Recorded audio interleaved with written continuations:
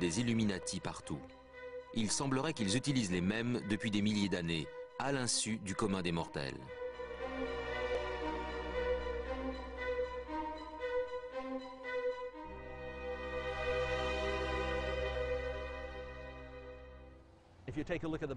Sur l'envers d'un billet de $, il est écrit Novus Ordo Seclorum, c'est-à-dire le nouvel ordre pour les siècles. On y voit une pyramide, un symbole qui n'a rien d'américain. Je vais vous montrer un billet d'$1 et vous faire une démonstration. Regardez, c'est à peine lisible, mais ça dit bien Novus Ordo Seclorum, le nouvel ordre pour les siècles.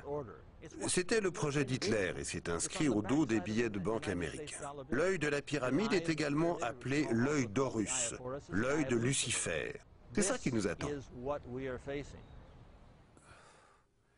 Quant à l'histoire de la conspiration des billets d'$, j'ai toujours trouvé ça absurde. Si conspiration il y a, pourquoi faire une telle publicité? Les théoriciens de la conspiration ont l'air de croire que les conspirateurs ont deux occupations. D'une part conspirer, et d'autre part laisser des preuves derrière eux pour se faire repérer. C'est ridicule.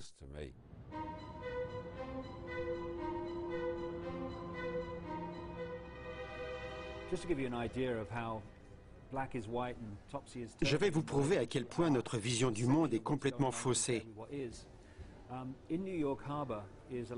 Vous voyez la femme qui lève une torche dans la baie de New York. C'est la statue de la liberté, le symbole de la liberté. Du moins, c'est ce que pensent 99,99% des Américains. En fait, c'est un cadeau des francs-maçons français, un symbole des Illuminati qui signifie « Nous dominons le monde, mais comme vous ne connaissez pas notre langage secret, nous vous l'offrons comme le symbole de la liberté. Vous ignorez tout ce qui se passe. »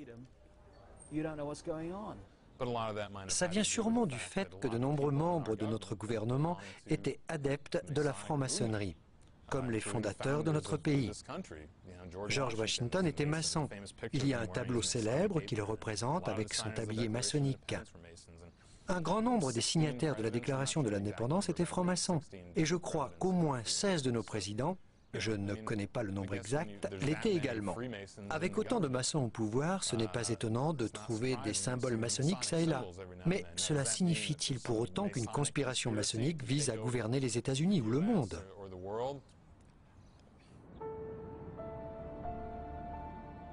Selon les théoriciens de la conspiration, l'affiliation des demi-dieux est très active aujourd'hui au sein des grandes institutions politiques et économiques mondiales. À travers des réseaux d'influence comme le Council Foreign Relations, le groupe Bilderberg ou la Commission trilatérale, les Illuminati cherchent à perpétuer leur descendance et à dominer le monde.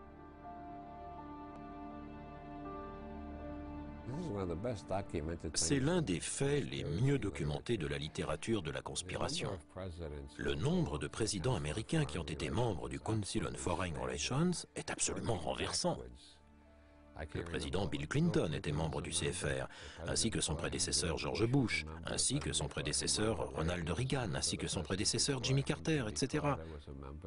Le CFR a formé presque tous les présidents américains.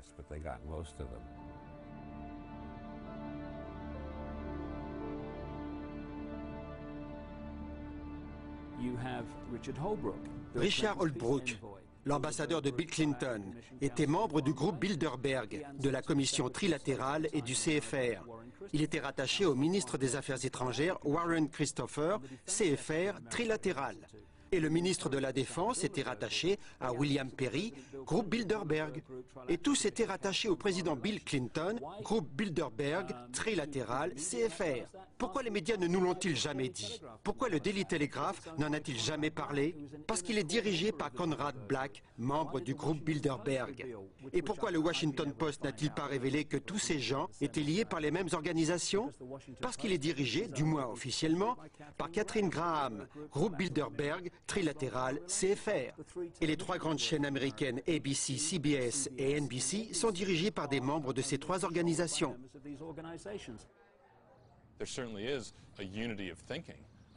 Il y a assurément une uniformisation des idées dans cette catégorie de personnes. Je pense que les organisations comme la Commission trilatérale ou le groupe Bilderberg servent à aplanir les divergences d'opinion qui pourraient exister entre les membres afin de former des vues communes. Elles deviennent souvent une politique commune quand ces mêmes gens entrent au gouvernement comme ministre des Affaires étrangères ou président des États-Unis. Alors comment devient-on membre du groupe Bilderberg, la plus prestigieuse des organisations secrètes? On essaie de choisir des hommes d'influence. C'est le but. On permet aux futurs dirigeants politiques de s'instruire sur le monde et de rencontrer des personnes qu'ils n'auraient pas l'occasion de rencontrer normalement.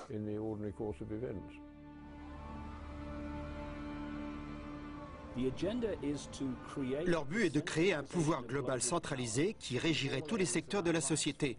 Pour une raison très simple, le noyau dur de ce réseau n'est composé que d'un très petit nombre de personnes comparé à la population mondiale.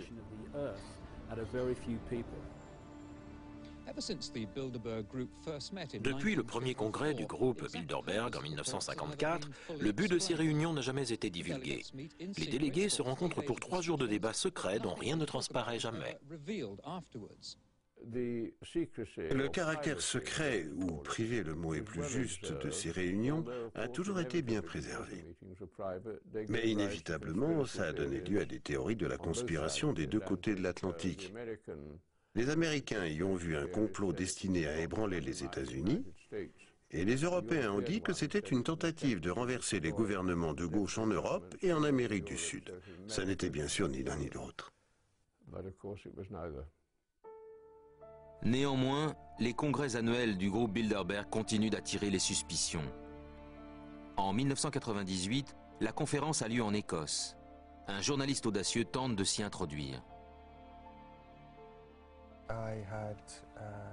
J'ai appris par un informateur que le groupe Bilderberg tiendrait son congrès d'été annuel ici, à Turnberry.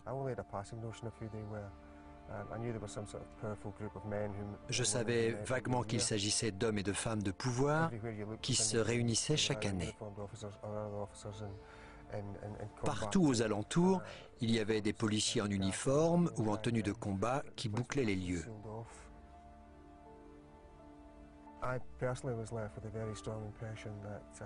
L'endroit était placé sous haute surveillance. J'ai eu la forte impression qu'il y avait quelque chose de louche là-dessous. Ces personnes se réunissent pour discuter et prendre des décisions. On se demande de quoi ils parlent et pourquoi, et dans quelle mesure les décisions qu'ils prennent influent sur le monde.